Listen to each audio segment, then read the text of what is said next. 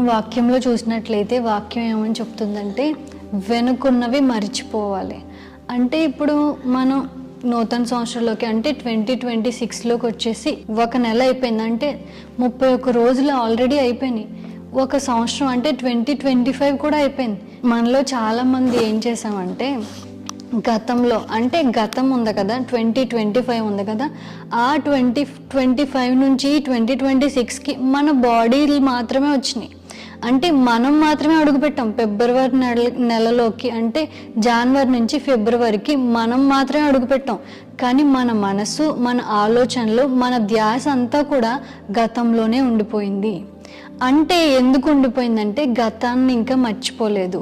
గతంలో మీరు కొంత మోసం ఎదుర్కొని ఉండొచ్చు, మోసపోయి ఉండొచ్చు, గతంలో మీరు ఫెయిల్యూర్గా ఉండొచ్చు, ఓడిపోయి ఉండొచ్చు, గతంలో మీరు చాలా వాటిని ఎదుర్కొని ఉండొచ్చు, కష్టాలని నష్టాలని, గతంలో చాలా గొడవల్లో పడి ఉండొచ్చు, మీ గతం అంతా చాలా దుర్భరంగా ఉండొచ్చు.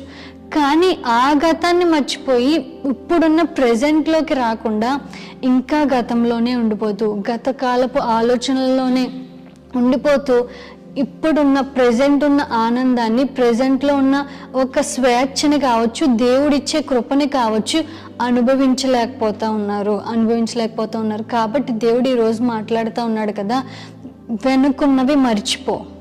నిన్ను ఏమైతే తిట్టారో అవన్నీ మర్చిపో.